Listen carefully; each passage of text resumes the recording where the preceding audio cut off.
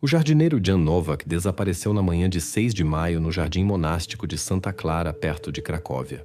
As câmeras de vigilância registraram claramente como ele entrou no jardim exatamente às 6h47 da manhã, mas não apareceu mais em nenhum outro lugar. Seu desaparecimento causou uma série de questões e suspeitas, mas as gravações das câmeras despertaram especial interesse, mostrando que Jan nunca deixou o território do jardim, pelo menos oficialmente. Naquela manhã, Jan chegou, como de costume, 20 minutos antes das 7 para se ocupar dos trabalhos regulares de jardinagem. Deixou sua bicicleta perto do pequeno portão que dava para o pátio interno do mosteiro e entrou, carregando nas mãos um grande rolo de corda para amarrar arbustos. Às 6h47, as câmeras captaram sua silhueta desaparecendo nas sombras dos canteiros e árvores do jardim. A última imagem, Jan caminhando lentamente perto da pilha de compostagem, como se estivesse examinando ou verificando algo. Depois disso, nada, como se tivesse se dissolvido no ar. Apesar de as câmeras não terem registrado a saída de Jan, algo conseguiu ser descoberto operacionalmente. Perto da pilha de compostagem no chão foram encontradas pegadas frescas de sapatos tamanho 43, exatamente o que Jan usava. A atenção dos policiais também foi atraída por um pequeno detalhe. Perto da pilha de compostagem, a grama estava perturbada, como se algo tivesse sido arrastado pelo chão muito recentemente. Mas a descoberta mais estranha esperava os policiais mais tarde. Na lixeira da cozinha comum do mosteiro encontraram um recibo rasgado. Era um documento bancário que evidenciava uma transferência para certa conta beneficente. O nome do beneficiário estava arrancado. E enquanto os especialistas estudavam sua origem, outro fato estranho se tornou conhecido para a investigação. Na manhã do dia seguinte, a irmã Ágata, uma das freiras, apareceu na oração com arranhões profundos no pulso esquerdo. À pergunta sobre a origem dos ferimentos, Ágata respondeu calmamente que se machucou no jardim. Mas esta explicação não satisfez a polícia, porque ela foi vista durante a noite num local onde não tinha necessidade de estar. Ao anoitecer do mesmo dia, a investigação já tinha 2 suspeitos. O primeiro foi o irmão cozinheiro Lukáš, que há vários meses mantinha relações tensas com Jan. Vizinhos e paroquianos ouviram repetidamente discussões acaloradas entre eles. O motivo dos conflitos não estava claro, mas o fato dos desentendimentos foi confirmado por muitas testemunhas. A segunda suspeita acabou sendo a irmã Ágata. Apesar de sua reputação de pessoa calma e silenciosa, Ágata era estranhamente vista com frequência naqueles lugares do jardim onde nem mesmo as outras freiras entravam.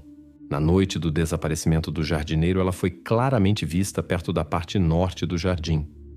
Essa mesma onde depois encontraram as pegadas e os estranhos danos no gramado. Na noite de 7 de maio, a polícia realizou a primeira inspeção das instalações do mosteiro. Especial atenção foi dada aos pertences pessoais do pessoal e habitantes do mosteiro. Precisamente no armário de Lucas encontraram luvas de jardim com manchas escuras de cor parda.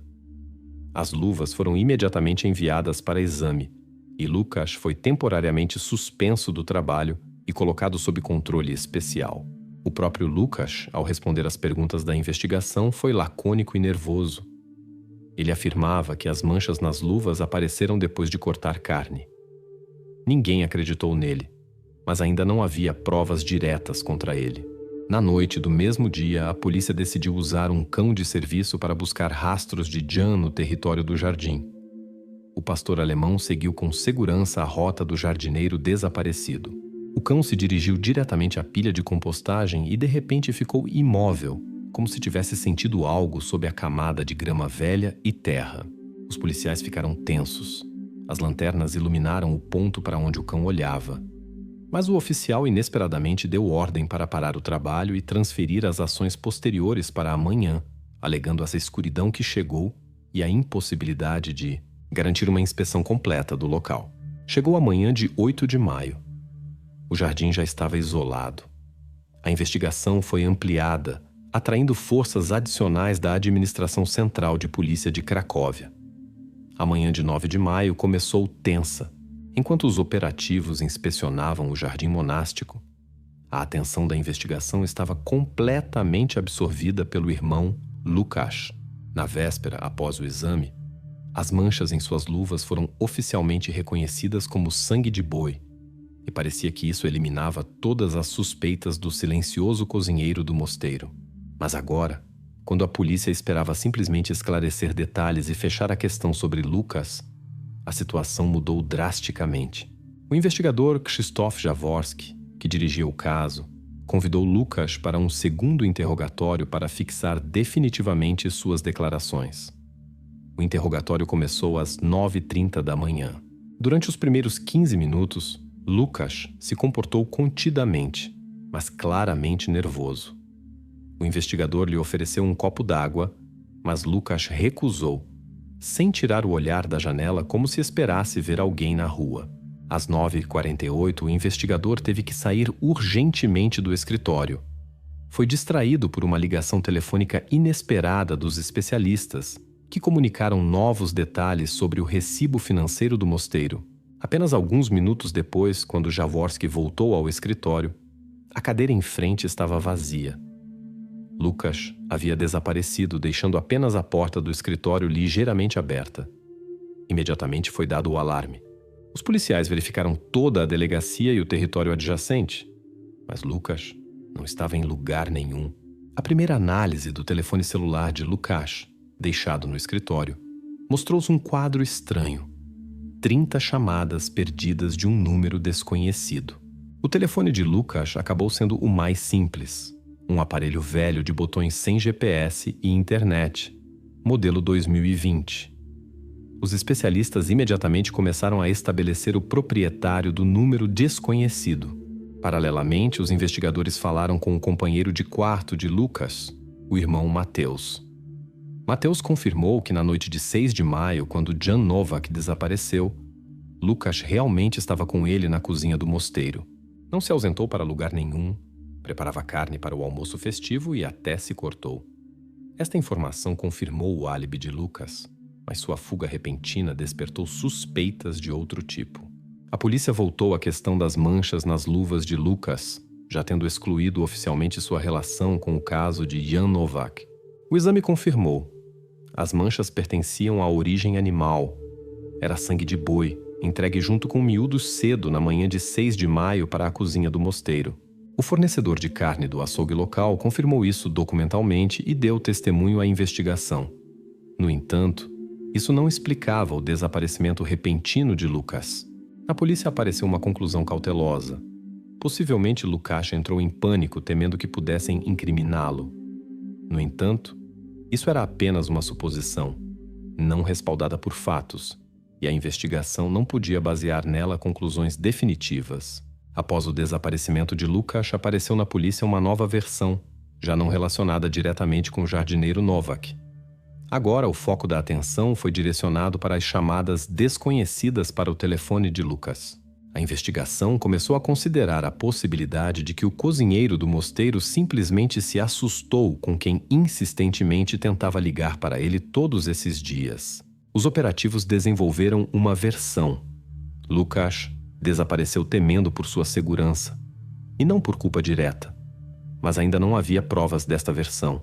Ao anoitecer do mesmo dia, a polícia obteve a transcrição oficial das chamadas do telefone de Lucas. O número do qual vieram as 30 chamadas acabou sendo registrado em nome de uma mulher que vivia diretamente no mosteiro de Santa Clara. A coincidência parecia estranha, considerando as regras rigorosas do mosteiro e a completa ausência de telefones pessoais na maioria das freiras. O investigador Jaworski ordenou estabelecer urgentemente a identidade e interrogar a proprietária do número. A decodificação das chamadas foi marcada para o dia seguinte. A investigação tomou a decisão de transferir a atenção para dentro do mosteiro e estudar mais profundamente as conexões internas da comunidade monástica. Para a manhã de 10 de maio, a investigação transferiu o foco para dentro do mosteiro. Os policiais, tendo obtido as conclusões preliminares do exame, começaram a trabalhar com os documentos contábeis, estudando cuidadosamente os fluxos financeiros da comunidade. Entre os papéis encontrados no escritório da irmã Ágata, economista do mosteiro, foi revelada uma séria discrepância. Cerca de 12.000 zlotys destinados a fins beneficentes simplesmente desapareceram dos livros contábeis. O dinheiro foi processado através de uma série de recibos bancários em nome da organização beneficente Fundo de Ajuda às Crianças. No entanto, a assinatura nestes documentos despertava dúvidas nos especialistas criminalistas. Em um dos recibos, os criminalistas identificaram claramente a assinatura do jardineiro Jan Novak, desaparecido 4 dias antes. A assinatura parecia natural e habitual, mas após uma verificação mais detalhada, acabou sendo uma hábil falsificação. Os especialistas confirmaram unanimemente: o jardineiro não assinou estes papéis ele mesmo. A investigação estabeleceu rapidamente que o recibo encontrado anteriormente na lixeira da cozinha do mosteiro coincidia completamente por número e data com um dos recibos descobertos na contabilidade. Assim se confirmava que alguém especificamente tentou ocultar os rastros da falsificação, destruindo documentos importantes. A polícia começou a esclarecer quem exatamente tinha acesso ao selo do fundo e podia realizar operações financeiras em nome do mosteiro. A abadesa declarou oficialmente que acesso ao selo tinham apenas 3 pessoas: ela mesma, a irmã Ágata, economista do mosteiro, e a irmã Sofia, freira encarregada da farmácia e da parte administrativa. Ambas últimas tinham direito de realizar pagamentos e conduzir assuntos financeiros, enquanto a abadesa pessoalmente mantinha o selo em seu escritório e o entregava estritamente por solicitação. Os policiais imediatamente fizeram a pergunta-chave à abadesa: qual das pessoas mencionadas usava mais frequentemente o selo do fundo nas últimas semanas? A resposta da abadesa foi concreta e breve. Mais que outras, solicitava o selo à irmã Ágata, economista do mosteiro, já que precisamente ela realizava regularmente operações financeiras e conduzia cálculos para projetos beneficentes. Sofia usava o selo muito menos frequentemente, exclusivamente em casos de aquisição de medicamentos e artigos domésticos. As declarações foram registradas pelo investigador Jaworski, e a irmã Ágata foi temporariamente suspensa do cumprimento de suas obrigações, sendo marcada para o dia seguinte uma verificação oficial de todos os seus relatórios e documentos. Enquanto isso, suspeitas temporárias recaíram sobre a própria abadesa. A investigação prestou atenção ao fato de que ela era a principal possuidora da assinatura e do selo e podia potencialmente autorizar as transferências. A abadesa foi chamada para uma conversa separada, onde calmamente forneceu um álibi detalhado para 4 de maio, dia em que foi realizada a última transferência. Naquele momento, ela ministrava uma palestra para paroquianos no centro católico da cidade, confirmada por testemunhos de cerca de 30 pessoas. O investigador Jaworski decidiu verificar as declarações. A polícia solicitou as gravações da câmera de videovigilância do banco onde foi produzida a transferência suspeita. Os policiais obtiveram a gravação de vídeo da câmera do saguão do banco, na qual foi registrada uma mulher de casaco cinza realizando a operação em 4 de maio às 11h23 da manhã. A altura da mulher, os especialistas conseguiram determinar imediatamente com bastante precisão, cerca de 160 centímetros. Neste momento, as suspeitas em relação à abadesa do mosteiro foram definitivamente retiradas. Sua altura era significativamente maior, 171 centímetros, o que excluía completamente sua participação neste episódio. A abadesa foi imediatamente retirada das suspeitas e o foco da investigação se transferiu definitivamente para as outras 2 mulheres que tinham acesso ao selo, a irmã Ágata e a irmã Sofia. A investigação imediatamente mudou para o estudo das personalidades das irmãs Ágata e Sofia, começando a preparação para seu interrogatório detalhado. A madrugada de 12 de maio foi fresca e nublada.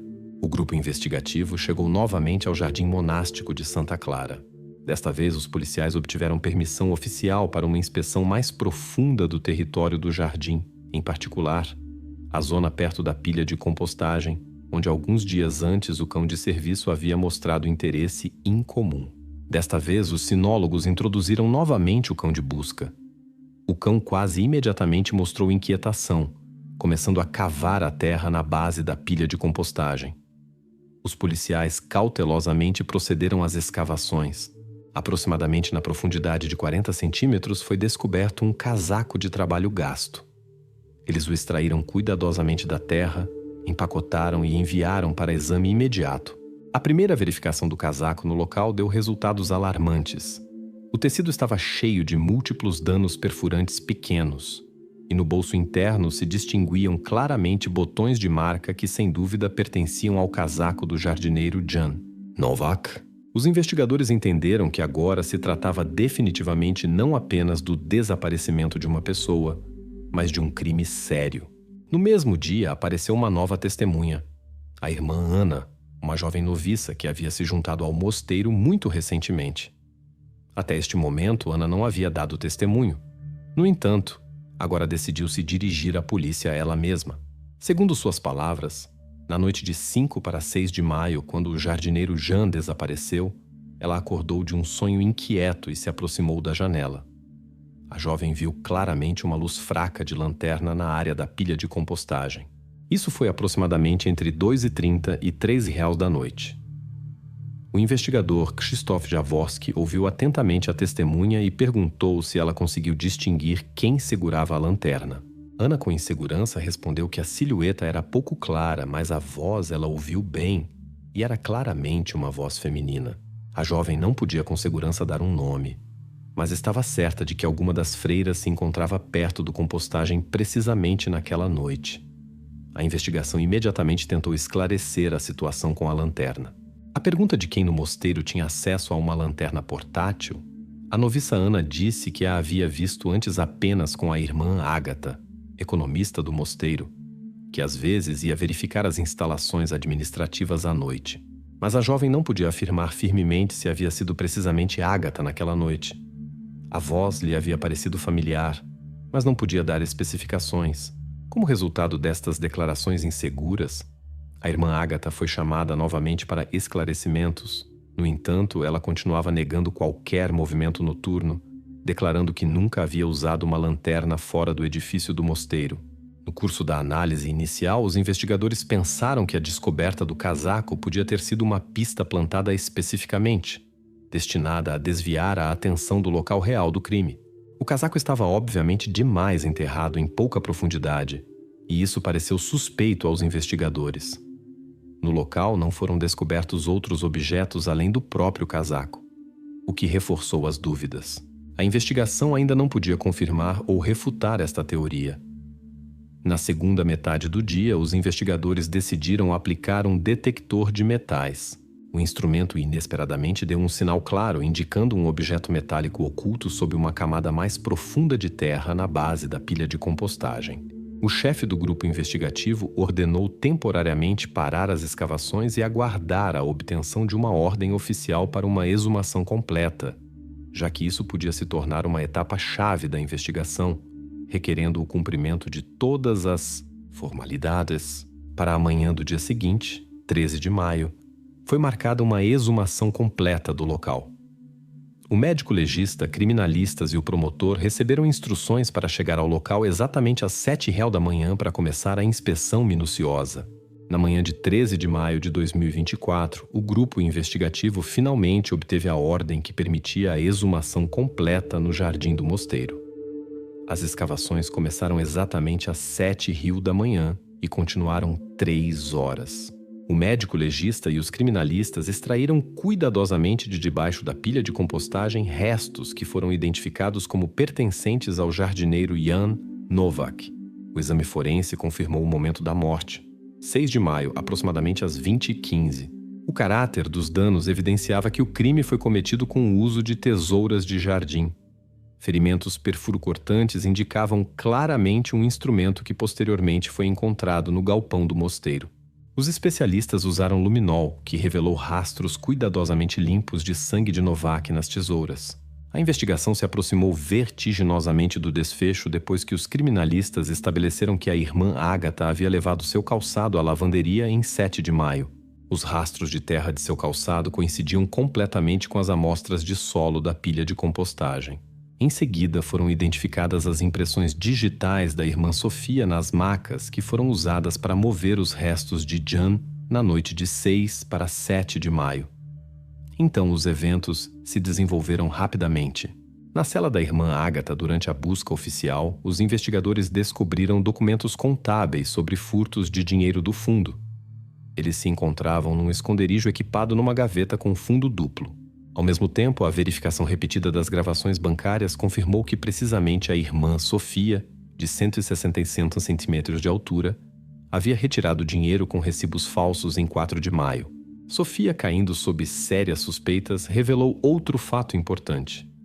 Precisamente, ela havia ligado insistentemente para Lucas, o irmão cozinheiro, tentando convencê-lo a guardar silêncio sobre o conflito que ocorreu na cozinha do mosteiro entre o jardineiro e Ágata pouco antes do crime. Assustando-se com a pressão, Lucas fugiu e temporariamente se escondeu. Foi confirmado que o casaco do jardineiro encontrado anteriormente havia sido descartado precisamente por Ágata. A investigação fechou a pista falsa, estabelecendo que a peça foi uma tentativa de desviar a atenção da polícia da pilha de compostagem e ganhar tempo. O processo judicial começou apenas no verão de 2025 e causou enorme interesse público. No dia da sessão decisiva, 15 de setembro, na sala do Tribunal Distrital de Cracóvia estiveram presentes dezenas de jornalistas e habitantes locais. Nas audiências finais, Ágata desesperadamente tentou transferir a culpa para a irmã Sofia, afirmando que ela havia sido a iniciadora dos furtos e controlava completamente suas ações. Em resposta, Sofia apresentou ao tribunal correspondência da qual ficou claro que precisamente Ágata havia insistido numa conversa pessoal com o jardineiro na noite de 6 de maio, claramente temendo que ele informasse a polícia sobre as fraudes financeiras. O jardineiro, como ficou claro dos documentos, anteriormente havia descoberto casualmente provas dos furtos e pretendia informar a abadesa do mosteiro. O juiz interrompeu duramente as acusações mútuas das freiras e sublinhou que as provas indicavam igual responsabilidade de ambas as mulheres. O tribunal anunciou a sentença definitiva. As irmãs Ágata e Sofia foram reconhecidas como cúmplices de crime grave e condenadas a 18 anos de privação de liberdade cada uma. O caso foi oficialmente fechado. No entanto, apesar das provas exaustivas, um detalhe ficou sob o selo da incerteza.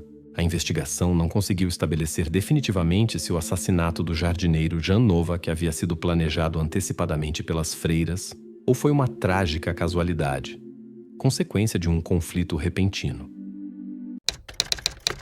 Em 20 de setembro de 2021, a polícia de Praga abre a porta de uma casa de banho comum e depara-se com uma cena quase inacreditável.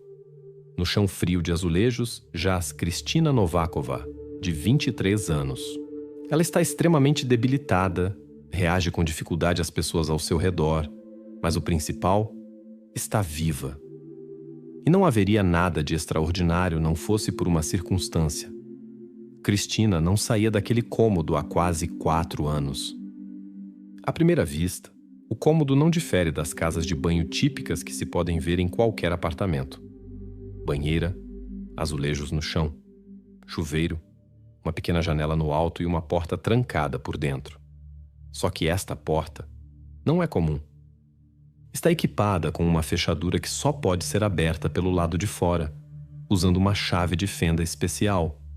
Ou seja, estando dentro, é quase impossível sair por conta própria. Quando os peritos criminais examinam o local, encontram no chão 3 embalagens vazias de medicamentos antipsicóticos, fabricados em 2017. 4 anos. É precisamente esse o tempo que, presumivelmente, Kristina passou ali. A umidade no cômodo era constantemente alta, o que é confirmado pelas suas mãos e pés. Apresentam sérios danos devido à exposição prolongada à água e umidade. Os pais de Kristina, o engenheiro Martin Novak e a sua esposa Eva, recebem a polícia calmamente. Informam imediatamente que a filha está na casa de banho por vontade própria. Além disso, a mãe assegura aos investigadores que tal decisão estranha é uma recomendação do psiquiatra. Mas os pais não conseguem apresentar quaisquer documentos médicos ou prescrições que confirmem isso. As suspeitas da polícia recaem imediatamente sobre os pais. O primeiro e mais óbvio suspeito, o pai, Martin Novak. Ele é engenheiro, um especialista técnico que tem familiaridade com ferramentas e pode facilmente lidar com fechaduras deste tipo. É ele quem mostra à polícia como funciona o mecanismo da porta e sublinha: abri-la por dentro é impossível, se não se usar uma ferramenta especial pelo lado de fora. Segundo o pai, a última vez que abriu a porta foi há uma semana, após o que Cristina, supostamente, voltou a fechar-se lá dentro. A mãe, Eva Novakova, parece composta e calma. Responde de bom grado às perguntas dos investigadores e repete com confiança. Cristina fechou-se sozinha e recusava-se a sair. Eva afirma que alimentava a filha, passando-lhe comida por baixo da porta. Nos últimos dias, Cristina supostamente recusava-se a comer, razão pela qual o seu estado piorou. Mas por que motivo a mãe não procurou ajuda médica, ela não conseguiu explicar. Entra em cena a vizinha da família Novak, Zuzana Kovachová. Ela conta à polícia que várias vezes ouviu Cristina a pedir ajuda durante a noite. E segundo ela, isso acontecia sempre quando no apartamento, além da filha, estava apenas o pai.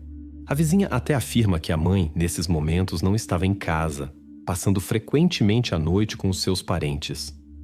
No entanto, quando a polícia verifica estas declarações, elas não são confirmadas por outros vizinhos. Acontece que ninguém, exceto Zuzana, ouviu quaisquer gritos estranhos ou pedidos de ajuda. A investigação decide não se fixar na versão da vizinha. Por enquanto, são apenas palavras que não são confirmadas por factos. Entretanto, os peritos criminais fazem uma descoberta inesperada. O exame médico legal mostra que a última vez que Cristina comeu foi há menos de 36 horas. Mas o pai afirma que a porta da casa de banho estava trancada há uma semana. Alguém claramente não está a dizer a verdade. Um dos pais abriu a porta muito recentemente e deixou lá comida. Mas quem e por que esconde isso? No dia seguinte, após a polícia ter encontrado Cristina na casa de banho, os agentes começaram a investigar minuciosamente todos os detalhes daquela manhã. Pois alguém, certamente, não estava a contar toda a verdade. Um interesse especial recaía sobre o pai, Martin Novak. Exteriormente, mantinha-se confiante, quase indiferente, como uma pessoa para quem a visita da polícia é apenas um pequeno incômodo doméstico. No entanto, alguns momentos no seu comportamento alertaram imediatamente a investigação. Na manhã cedo de 20 de setembro, o mesmo dia em que a polícia arrombou a casa de banho, uma câmara IP de um vizinho instalada no estacionamento perto do prédio filmou uma atividade invulgar de Martin. Ele apareceu na gravação às 05:12 da manhã, num domingo, embora normalmente a essa hora estivesse sempre em casa. Inicialmente, nada de suspeito na gravação. O homem simplesmente saiu do prédio e dirigiu-se ao seu carro, estacionado no canto mais distante do estacionamento. No entanto, as ações subsequentes de Martin fizeram com que a investigação olhasse para esta gravação repetidamente. Nas imagens, vê-se claramente como o pai de Cristina abre a bagageira e mexe demoradamente lá dentro, claramente a verificar ou a reorganizar algo. A dada altura, a câmera foca em grande plano 2 detalhes: uma caixa de luvas médicas descartáveis e um grande soprador térmico. Estes 2 objetos levantaram questões imediatamente. Na polícia entendiam: um engenheiro pode ter quaisquer ferramentas para o seu trabalho. Isso é perfeitamente normal. Mas num domingo de manhã, muito antes de os agentes o visitarem, isto parece estranho. As luvas médicas podiam indicar muitas coisas. Antes de mais, uma tentativa de ocultar impressões digitais. Afinal, qualquer pessoa que já tenha visto crônicas criminais sabe que são precisamente as luvas que se usam quando não se quer deixar vestígios. A polícia, naturalmente, presumiu isso imediatamente. Martin teve de se explicar aos agentes poucas horas depois de a gravação da câmara ter chegado às mãos da polícia. A pergunta sobre para que precisaria de um soprador térmico numa manhã de domingo cedo, o pai de Cristina respondeu calmamente que estava a reparar a fiação na garagem. Supostamente, esta tinha avariado na noite anterior e simplesmente não houve outro tempo para a reparação. A resposta parecia plausível, no entanto, a investigação decidiu verificar. Solicitaram as contas de eletricidade da garagem para se certificarem de que realmente havia problemas com a fiação. Esta questão permaneceu em aberto e exigia verificação adicional, mas as luvas ainda permaneciam um mistério. Inicialmente, os agentes presumiram que nelas haveria vestígios de água ou substâncias da casa de banho, que poderiam ligar o pai diretamente à história de Cristina. No entanto, A análise laboratorial dissipou rapidamente estas expectativas. O toxicologista forense, ao receber os resultados, informou que não havia vestígios de água ou umidade da casa de banho nas luvas. A prova estava limpa e, ao que parecia, a versão do envolvimento do pai nos acontecimentos na casa de banho podia ser descartada. No entanto, em vez de água, foram encontrados nas luvas vestígios de uma substância completamente diferente: resina epóxi. O aparecimento de resina epóxi nas luvas surpreendeu até os agentes experientes. Afinal, a resina epóxi não tem qualquer ligação com a casa de banho, pelo menos à primeira vista. Martin Nowak não comentou o aparecimento desta substância, e os investigadores, por enquanto, não se apressaram a fazer-lhe essa pergunta diretamente. Eles entendiam que acusações prematuras poderiam apenas complicar o caso. A investigação começou a procurar cuidadosamente vestígios de resina epóxi no apartamento e nos pertences pessoais de Martin. Talvez ele estivesse envolvido em algum projeto sobre o qual ainda não se sabia. Talvez a resina epóxi pudesse levar a investigação a uma história completamente diferente, que não tivesse qualquer ligação com o confinamento de Cristina. Neste momento, tudo isto permanecia no âmbito de suposições que a polícia mantinha em estrito segredo. No mesmo dia, os agentes começaram a estudar mais detalhadamente a personalidade do próprio Martin. Os vizinhos descreviam-no como uma pessoa reservada, mas educada. Em casa, não participava em quaisquer escândalos, não fora visto em comportamentos estranhos. No trabalho, falavam dele como um profissional fiável que nunca se atrasava e não criava problemas. Tudo isto tornava a sua personalidade ainda mais misteriosa. O que mais surpreendia a investigação era a calma com que Martin encarava tudo o que estava a acontecer. No seu comportamento não havia pânico nem desnorte. Pelo contrário, ele demonstrava uma calma acentuada, como se soubesse que a polícia não encontraria nada de sério. Mas a resina epóxi nas luvas era a única coisa que, por enquanto, não se encaixava no quadro geral. De onde tinha vindo e que relação tinha com Martin, a polícia ainda tinha de descobrir. A investigação não encerrou completamente o seu álibi, mas também não o acusou prematuramente. A presença de Martin no estacionamento foi registrada das 05:12 às 05:54 da manhã. O que aconteceu depois teria de ser investigado separadamente. Nesta fase da investigação, os agentes decidiram olhar mais atentamente para a segunda suspeita: Eva Novakova. Era a ela que agora cabia dar respostas às perguntas que a investigação não se atreveu a fazer diretamente ao marido. Afinal, um deles estava certamente envolvido no que acontecia atrás da porta da casa de banho. Para entender como Cristina ficou trancada na casa de banho durante 4 anos, é preciso voltar a agosto de 2017. Foi então que, pela primeira vez, foi proferida a frase que, muito mais tarde, se tornaria o argumento dos seus pais: isolamento doméstico. Nesse período, Cristina tinha completado 19 anos. Segundo o seu círculo social, o comportamento da rapariga começou a mudar cerca de meio ano antes destes acontecimentos. Conhecidos notaram que Cristina se tornara reservada e irritadiça, mas ninguém podia imaginar que isso levaria a uma decisão tão radical por parte da sua família. A 5 de agosto de 2017, os pais vão buscar Cristina à clínica do Dr. Marek Bencho, um conhecido psiquiatra de Praga. Na nota de alta, consta que Cristina sofre de transtorno esquizoafetivo. Oficialmente, este é o diagnóstico F25.1, que exige acompanhamento médico constante. O Dr. Bencho deixa uma recomendação curta, mas importante: internação hospitalar em caso de agudização. Os pais recebem o relatório oficial e deixam a clínica. Mas em vez de seguirem o conselho do médico e procurarem internamento hospitalar ao primeiro sinal de agravamento do estado, a família toma uma decisão inesperada. Eva Novakova, mãe de Cristina, explicará mais tarde à polícia que eles temiam a agressividade. A família assegurava que a rapariga por vezes perdia o controle e temiam que o internamento hospitalar não lhe garantisse os cuidados adequados. Supostamente foi tomada a decisão de controlar a situação eles próprios, sem a levar para fora da família. A polícia naturalmente não pôde deixar de prestar atenção a tal decisão. O isolamento doméstico de uma pessoa sem prescrições médicas oficiais e controle de especialistas é juridicamente extremamente questionável.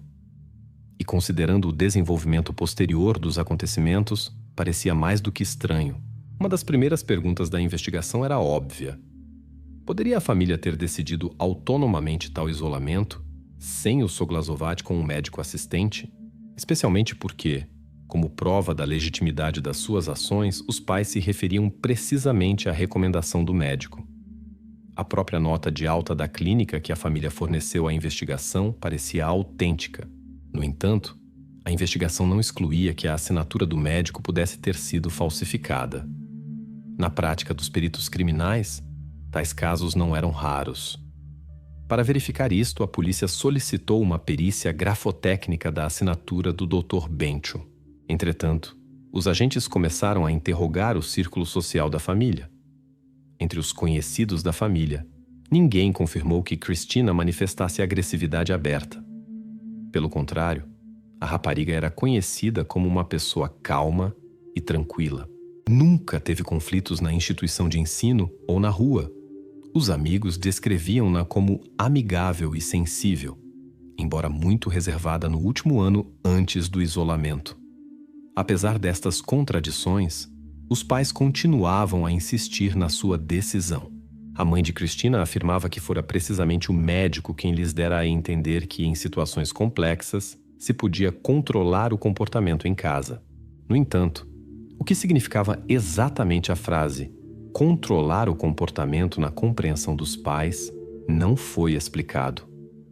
Os peritos grafotécnicos a esta altura tinham concluído o trabalho e entregado os resultados à investigação.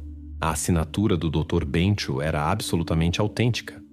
Portanto, a recomendação internação hospitalar em caso de agudização realmente partira do médico e não havia qualquer crime na falsificação de documentos.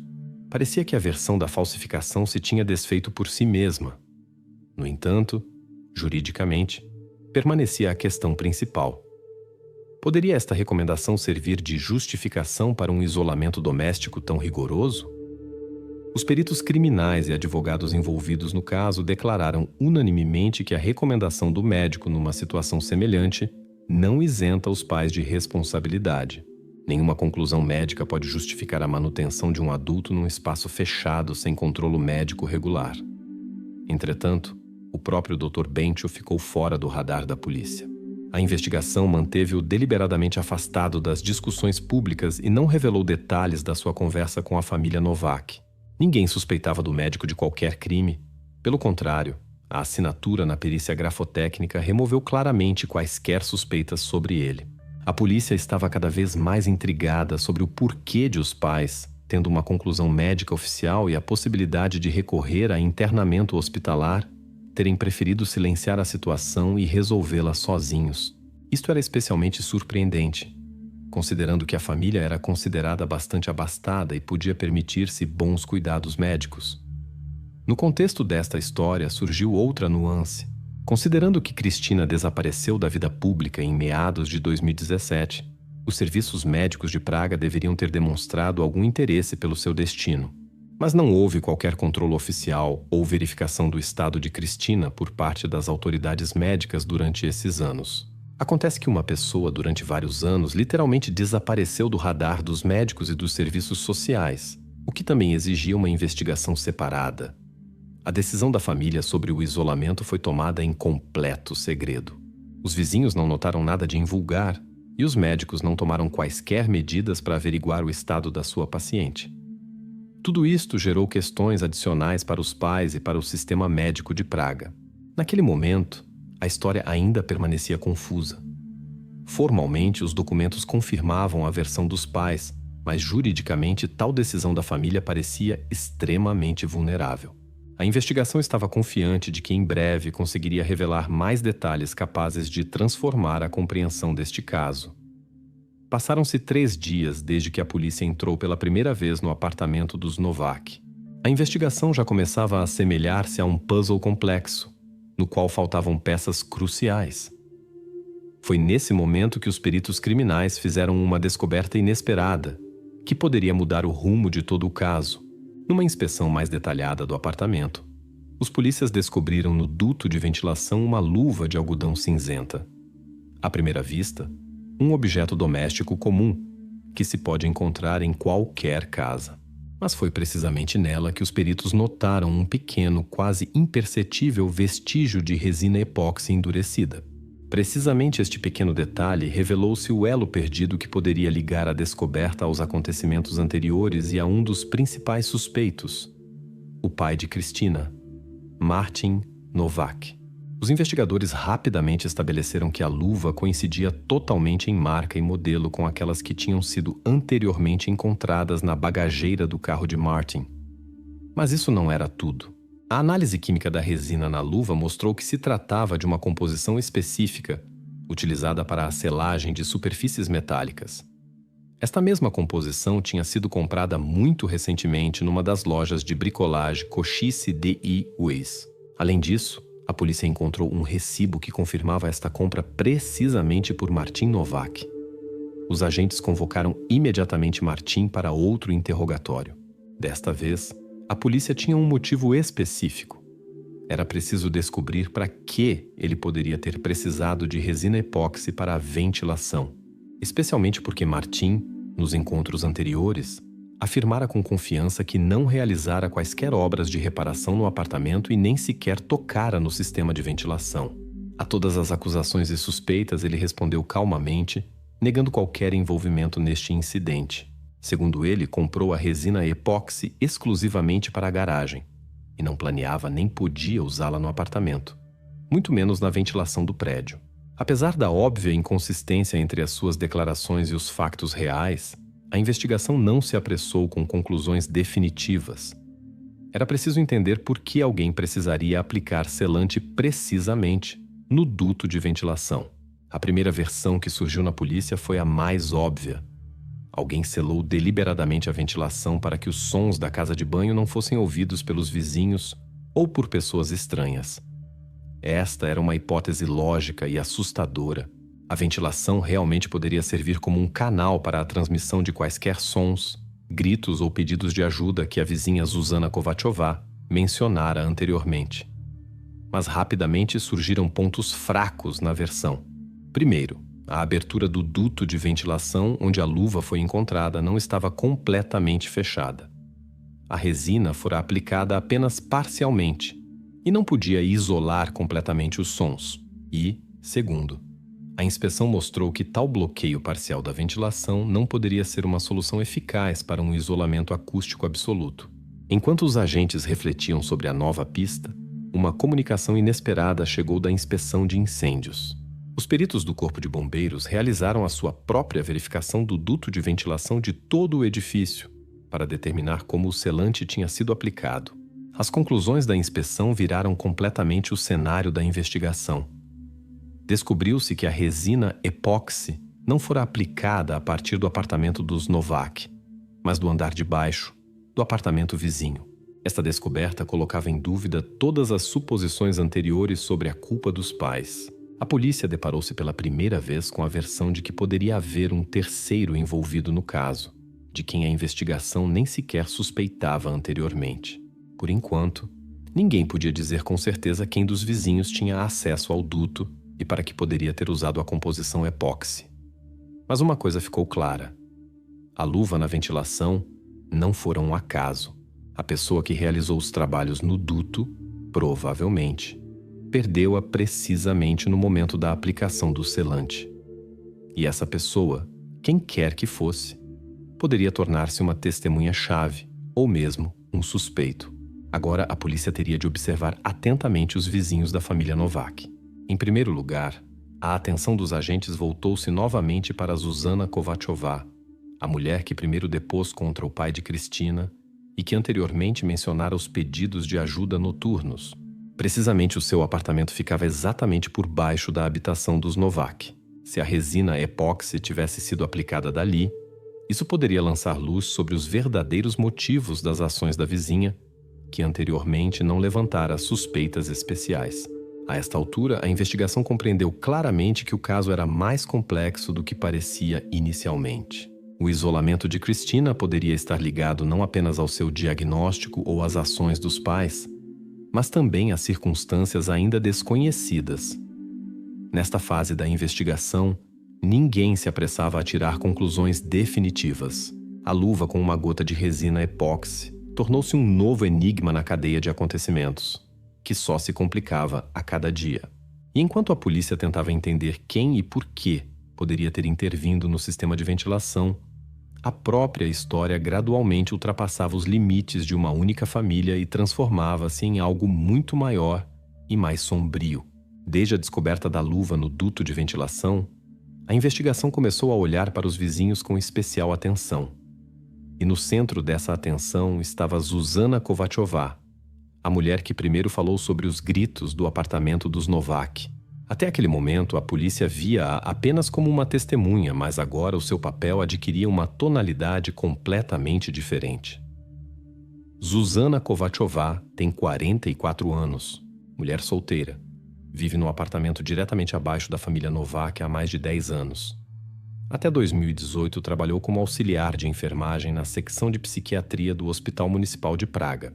Isto tornou-se conhecido pela investigação muito recentemente, quando os polícias verificaram a sua biografia mais cuidadosamente. A própria Zuzana, nos primeiros interrogatórios, preferiu não falar sobre este facto, e ele só veio à tona após um pedido ao hospital. Zuzana foi despedida do trabalho no verão de 2018. A razão formal: violação da hierarquia. Colegas afirmavam que ela se permitia interferir no processo de tratamento, tentando frequentemente dar recomendações médicas aos pacientes, embora não tivesse qualquer formação médica. A direção da clínica decidiu não divulgar os detalhes do seu despedimento, limitando-se a uma formulação seca. Depois de sair do hospital, Zuzana arranjou emprego como empregada de limpeza numa pequena empresa privada. Quando a polícia convocou novamente Zuzana para interrogatório e perguntou por que motivo ela não se dirigiu às autoridades, se ouvira pela primeira vez gritos do apartamento dos vizinhos já em 2018, a mulher não conseguiu dar uma explicação convincente. A sua resposta foi curta e não muito credível. Supostamente pensou que era a televisão a funcionar demasiado alto. No entanto, tal justificação parecia bastante duvidosa, especialmente considerando a sua experiência de trabalho na secção de psiquiatria. Afinal, Zuzana conseguia certamente distinguir um grito real do ruído da televisão. Os investigadores presumiram que Zuzana poderia ter aconselhado informalmente a família Novák, baseando-se na sua experiência. Isto poderia explicar tanto o seu silêncio, como o comportamento estranho, e até mesmo o conhecimento dos detalhes do que se passava no apartamento. A mulher negou categoricamente quaisquer contatos semelhantes com os vizinhos, no entanto. Os agentes já começavam a duvidar da sua sinceridade. Para confirmar ou refutar a ligação entre Zuzana e a família Novák, a polícia realizou uma verificação das suas chamadas telefônicas dos últimos anos. Os resultados foram inesperados e abriram novas perspectivas no caso. De acordo com os dados de faturação telefônica, no período de 2018 a 2019, ocorreram nada menos que 26 conversas telefônicas entre Zuzana Kovačová e Martin Novák. E estas chamadas coincidiam claramente em tempo com o período em que, segundo Zuzana, ela ouviu os gritos pela primeira vez. O número de chamadas era invulgarmente grande, especialmente considerando que Zuzana e Martin afirmaram nos interrogatórios que quase não se falavam. Sobre o que exatamente os vizinhos conversaram, por enquanto, permanecia um mistério. A polícia não se apressou a revelar o conteúdo das conversas, mas o facto permanecia. Havia uma ligação entre eles. Depois de 2019, as chamadas cessaram abruptamente. Algo claramente mudou nas relações dos vizinhos, mas a polícia ainda não entendia o que exatamente. A pergunta sobre por que os contactos foram subitamente interrompidos, Zuzana disse apenas que já não via necessidade de comunicar. Nas suas palavras, soou novamente a mesma indefinição e evasividade que acompanharam todo o seu interrogatório. A investigação decidiu, por enquanto, não nomear Zuzana como suspeita oficialmente.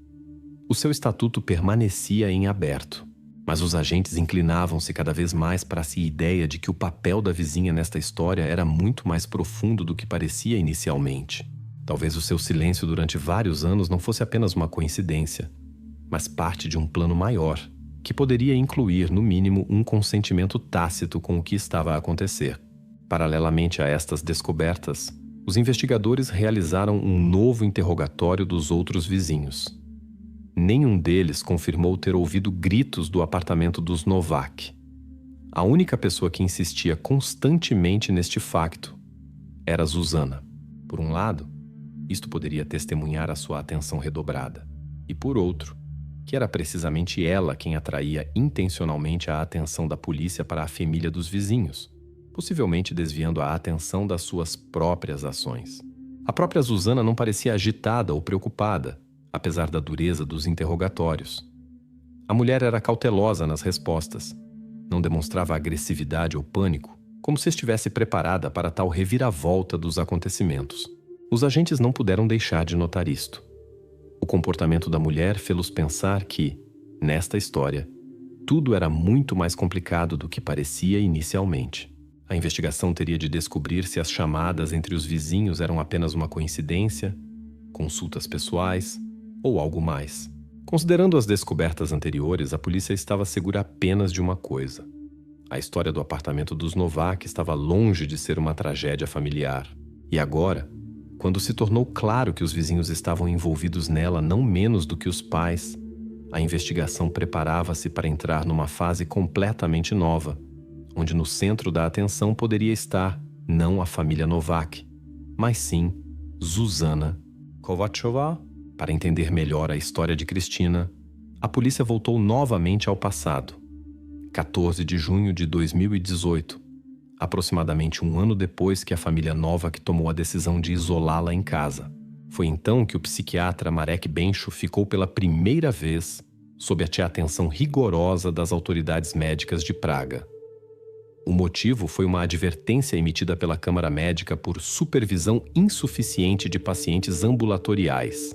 Na lista de pacientes sobre os quais havia questionamentos estava também Cristina Novakova. A verificação oficial mostrou que, após a alta da clínica, Bencho continuou consultando Cristina à distância. Uma vez por mês, cerca de 30 minutos, ele realizava videochamadas pelo Skype. Isso era formalmente permitido pelas regras, mas considerado uma prática não convencional. Naquela época, a telemedicina já estava difundida, mas sempre era vista apenas como uma forma adicional de supervisão, não a principal. Os inspetores não conseguiram encontrar evidências convincentes para impor sanções sérias ao médico. No entanto, recomendaram que ele mantivesse registros mais cuidadosos de seus pacientes ambulatoriais no futuro. O caso foi encerrado, limitando-se apenas a uma advertência. Os investigadores ficaram muito interessados em saber por que o médico, que conhecia a gravidade do estado da paciente, preferia sessões à distância, em vez de visitas pessoais ou encaminhamento para internação. Afinal, o estado de Cristina, segundo o depoimento da mãe, não melhorava. Pelo contrário, piorava a cada mês. E mesmo assim, Bencho regularmente confirmava a gravidade de seu estado justamente à distância. No interrogatório, o psiquiatra declarou à polícia que considerava suas ações perfeitamente justificadas. Segundo suas palavras, a mãe de Cristina, Eva Novakova, assegurava que o isolamento domiciliar e o cuidado constante eram mais eficazes para sua filha do que o tratamento hospitalar. O médico não podia verificar pessoalmente o contrário, já que todas as suas observações se limitavam a videochamadas curtas, mas afirmava que não via razões para duvidar das palavras da mãe. No entanto, a investigação desenvolveu mais uma hipótese. A polícia supôs que o Dr. Bencho poderia estar recebendo pagamento não oficial da família Novak por suas consultas regulares à distância. Tais suspeitas surgiram porque nem na documentação do médico, nem nas contas oficiais pelos serviços da clínica, essas consultas eram registradas. Verificar essa versão diretamente era difícil, e no momento permanecia apenas como uma das possibilidades. Enquanto a polícia investigava os motivos do médico, surgiu inesperadamente outro detalhe mais preocupante. A perícia forense dos medicamentos encontrados no banheiro de Cristina mostrou-se uma estranha discrepância. Os antipsicóticos que a jovem tomava durante os últimos meses, segundo dados oficiais, foram retirados de produção ainda em 2019. No entanto, as embalagens encontradas no local tinham data de fabricação de 2021. Isso significava que alguém continuava produzindo o medicamento ou o importava ilegalmente. Os especialistas enfatizaram que o medicamento não poderia estar legalmente em circulação, e esse fato exigia uma investigação separada. Mas o canal de fornecimento desses medicamentos permanecia completamente obscuro. O médico Marek Bencho negava categoricamente qualquer envolvimento na compra ou fornecimento dos medicamentos. Assegurava que não os prescreveu após o fim da produção oficial e não tinha ideia de como tais remédios poderiam ter chegado à casa dos Novak. A polícia não se apressou em revelar os canais de obtenção dos medicamentos. Este mistério poderia esconder algo maior do que simples negligência do médico ou da família. Agora a investigação entendia uma coisa: alguém claramente mantinha o acesso da família Novak aos medicamentos proibidos. Mas quem e por que fazia isso permanecia desconhecido. Um ponto importante era que, apesar da óbvia violação da ética médica, não havia evidências diretas de ligação criminosa entre o Dr. Bencho e a família. O fato da advertência da Câmara Médica não constituía crime, mas colocava em dúvida sua reputação e profissionalismo. O psiquiatra Marek Bencho continuava insistindo que seus motivos sempre foram puramente profissionais e que o cuidado com a paciente era sua prioridade. A investigação agora prestava atenção especial ao aspecto financeiro das relações entre o médico e a mãe de Cristina. Afinal, se o pagamento realmente ocorria em dinheiro e contornando a clínica, isso poderia significar uma conspiração que influenciou diretamente a decisão de manter Cristina em casa e ocultar seu estado. Enquanto isso, a polícia se preparava para solicitar relatórios financeiros da família Novak e extratos bancários pessoais do Dr. Bencho, para entender se existia uma ligação não oficial. Mas os resultados dessas verificações ainda estavam por vir. A cada novo fato, a investigação se complicava cada vez mais. Agora ninguém estava seguro de que a decisão sobre o isolamento domiciliar de Cristina foi tomada exclusivamente por seus pais. Cada vez mais apareciam no caso novas pessoas, cujos motivos ainda pareciam não óbvios e cujo papel não estava completamente claro. A perícia dos medicamentos e as estranhezas no comportamento do médico claramente indicavam que o caso tinha um segundo fundo, que a investigação ainda precisava revelar. A fonte dos novos medicamentos permanecia um mistério sério e não resolvido, que poderia levar a consequências completamente inesperadas. A investigação tomou uma reviravolta inesperada em 2 de outubro de 2021.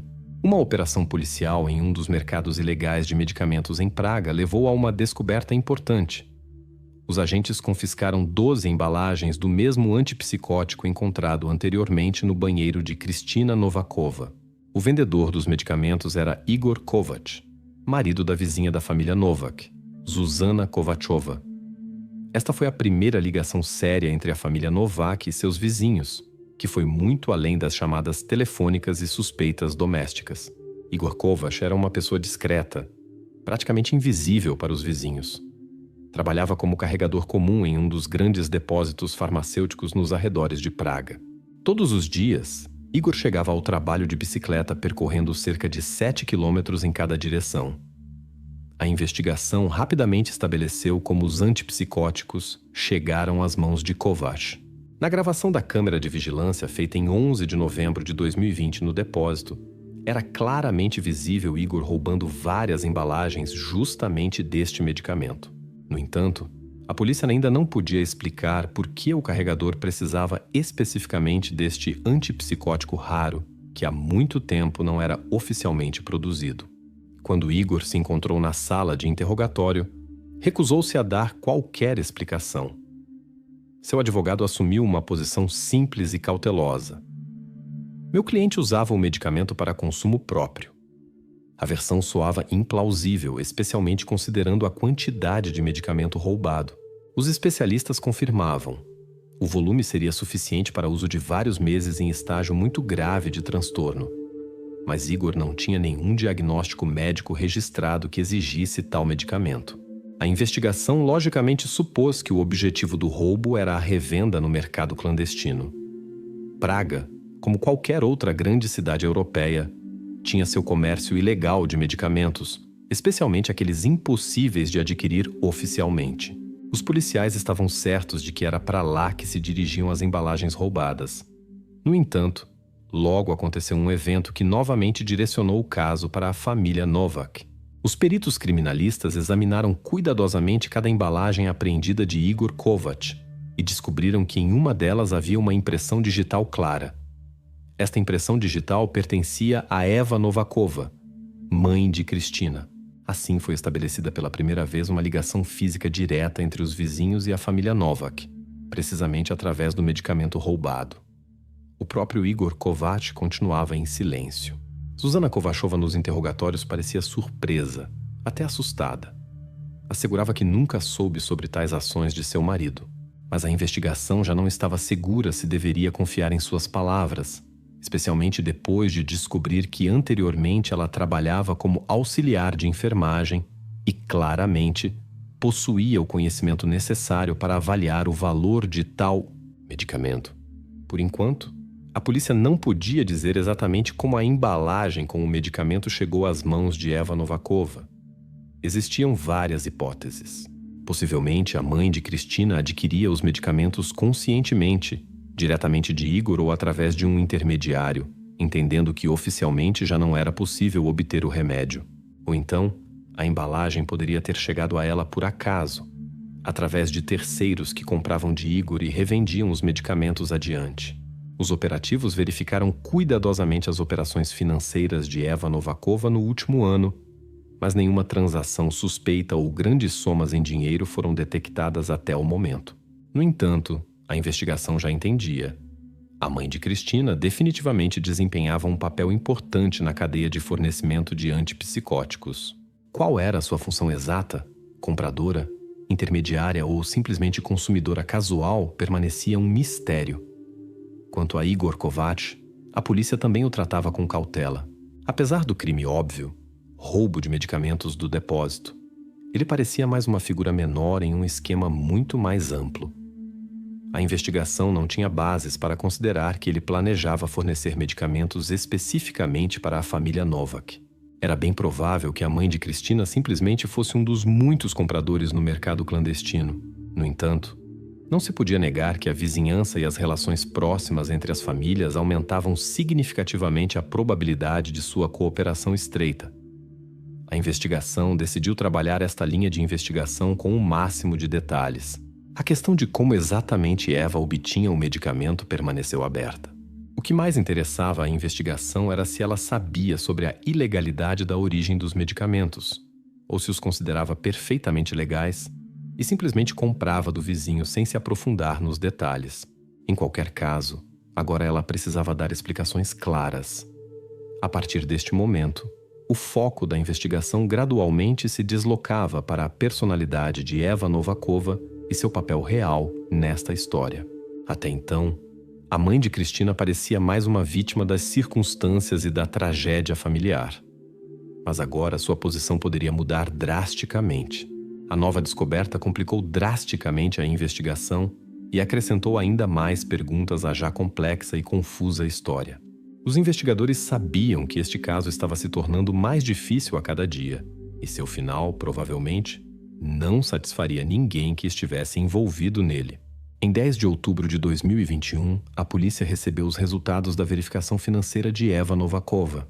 A atenção da investigação foi atraída por um esquema incomum de suas operações monetárias, que diferia drasticamente dos gastos domésticos típicos da família. Segundo os relatórios, desde o início de 2019 e até o momento da abertura do banheiro, Eva regularmente sacava dinheiro de sua conta bancária pessoal. Isso acontecia a cada 2 meses, sempre com a mesma quantia, 400 euros. Considerando a regularidade e precisão das quantias, os investigadores imediatamente suspeitaram que esse dinheiro se destinava ao pagamento de alguns serviços sobre os quais a mulher não havia informado anteriormente à polícia. No entanto, a transação mais incomum aconteceu recentemente, em 5 de agosto de 2021, pouco mais de um mês antes da polícia encontrar Cristina. Neste dia, Eva Novakova subitamente fez uma transferência de 1.200 euros para a conta bancária do Dr. Marek Bencho. A transferência foi acompanhada da anotação "Consulta". Esta foi a primeira e única cobrança feita oficialmente através do banco, e não em dinheiro como antes. A polícia decidiu chamar imediatamente Eva Novakova para um novo interrogatório. A pergunta sobre a transferência incomum de dinheiro ao psiquiatra, a mãe de Cristina respondeu com bastante calma. Afirmava que o Dr. Bencho exigiu o pagamento antecipado pela futura hospitalização de Cristina, que supostamente planejavam realizar ainda no outono deste ano. Segundo sua explicação, os pagamentos anteriores em dinheiro também se destinavam ao médico, supostamente justamente por suas consultas regulares à distância e recomendações. Porque desta vez a transferência foi oficial e não em dinheiro, Eva explicou simplesmente. Segundo o médico, a quantia era muito grande para ser entregue pessoalmente. A própria versão soava bastante lógica. A família poderia realmente estar planejando a hospitalização, especialmente considerando a situação com a pandemia de Covid-19, que poderia ter impedido de fazer isso antes. A polícia até começou a se inclinar para a ideia de que a mãe poderia sinceramente estar tentando garantir o tratamento da filha e simplesmente se tornou refém das circunstâncias.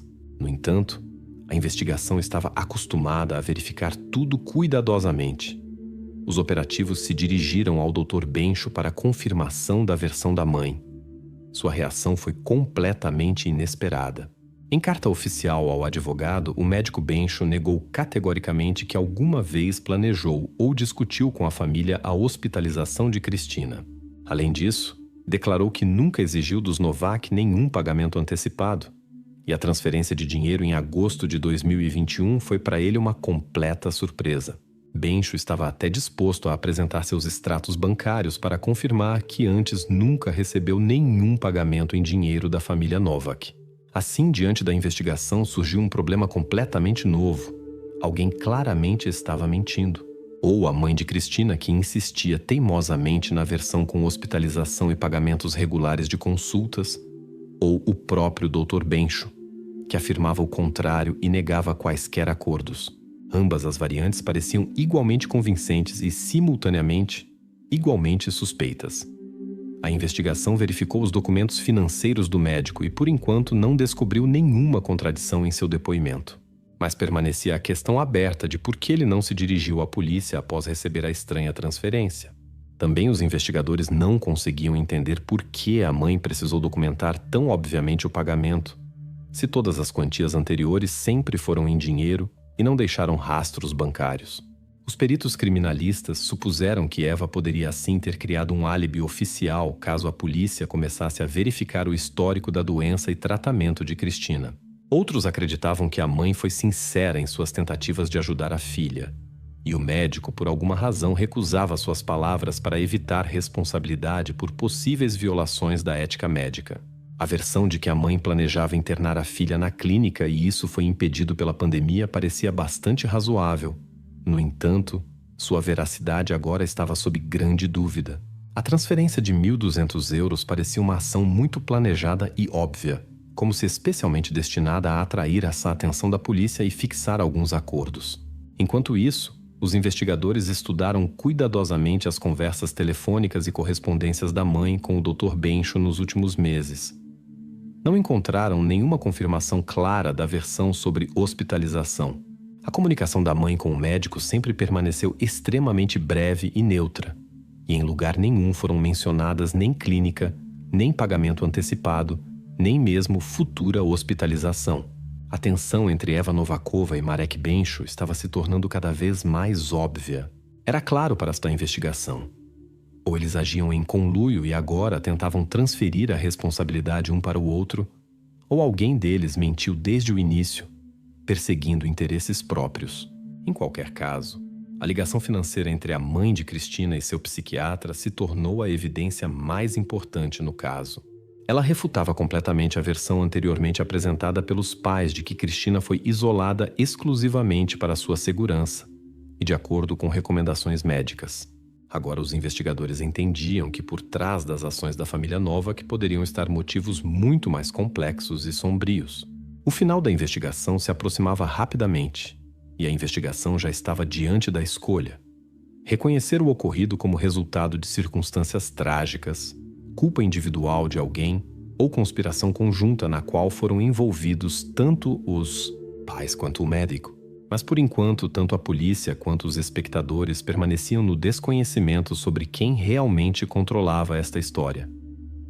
Em 22 de julho de 2022, o Tribunal de Praga proferiu a sentença no caso de Kristina Novakova. A investigação, que durou quase um ano, finalmente revelou completamente o quadro do ocorrido.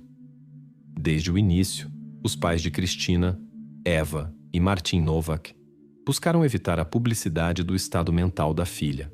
Para eles, isso era mais importante que a ajuda médica ou mesmo a lei.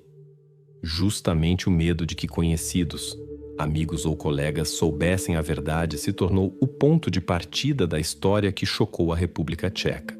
Eva Novakova, não confiando na medicina oficial e temendo a publicidade através de hospitais e clínicas, pediu ajuda à vizinha, Zuzana Kovachova. Esta, usando suas antigas conexões no meio médico, organizou o fornecimento ilegal de medicamentos antipsicóticos através de seu marido, Igor Kovac, carregador em um depósito farmacêutico. Em algum momento, Martin Novak decidiu que a situação precisava de mais sigilo. Temendo que os vizinhos começassem a suspeitar de algo, ele se ocupou da vedação hermética da ventilação entre seu apartamento e o apartamento dos Kovac no andar de baixo. Para isso, Martin usou um secador industrial e resina epóxi, que aplicava durante a noite. A investigação descobriu que o secador acelerava o processo de endurecimento do vedante. E à noite, Martin podia agir despercebido. Assim, ele não apenas tentava ocultar quaisquer sons que Kristina pudesse fazer, mas também indiretamente garantiu o silêncio dos vizinhos. Zuzana, além de ajudar no fornecimento de medicamentos, dava instruções aos pais sobre sua dosagem, atuando como consultora médica não oficial. A polícia confirmou isso através das chamadas telefônicas, que eram ativamente mantidas entre Zuzana e Martin até 2019, quando o casal entendeu que o esquema de fornecimento já estava estabelecido e não eram mais necessárias consultas adicionais. No entanto, o elo-chave desta cadeia foi o Dr. Marek Bencho, psiquiatra oficial de Kristina. Ele regularmente assinava todos os documentos médicos necessários para os serviços sociais, confirmando o estado grave de Kristina à distância. O médico realmente não conhecia as condições reais de sua permanência no apartamento, mas sua negligência e desejo de receber dinheiro por consultas regulares influenciaram diretamente o que estava acontecendo. Foram justamente suas consultas à distância que permitiram à família evitar a atenção rigorosa dos serviços sociais por quase 4 anos. Durante a investigação, foi confirmada a versão de que as impressões digitais de Eva Novakova, encontradas nas embalagens de antipsicóticos, não apareceram por acaso. Eva regularmente entregava embalagens vazias a Igor para receber em troca novos lotes de medicamentos. Esta troca fazia parte de um esquema bem ajustado. A polícia estabeleceu que foi justamente a câmera noturna do estacionamento dos vizinhos que registrou aquele secador nas mãos de Martin. Seu depoimento sobre reforma da garagem se revelou mentira, com a qual tentava desviar as suspeitas do verdadeiro propósito da ferramenta. A ligação entre Zuzana e os pais também ficou clara. Suas conversas telefônicas eram instruções sobre dosagem e aplicação de antipsicóticos. A família confiou completamente em seus conselhos, embora a própria Zuzana não tivesse formação médica. Tal consultoria se tornou mais uma razão pela qual não se dirigiram a médicos reais por tanto tempo. Uma das embalagens do medicamento, produzida em 2021, foi resultado de uma compra controlada pela polícia no mercado ilegal, onde Igor Kovac vendia medicamentos. Foi justamente esta embalagem que se tornou a primeira pista séria que permitiu à investigação revelar toda a cadeia do crime. O processo judicial foi tenso. Martin Novak tentou transferir a culpa para si a esposa, afirmando que foi justamente ela quem dirigiu todo o esquema e demonstrando ao tribunal a transferência bancária ao Dr. Bencho. Mas no último momento a situação mudou drasticamente.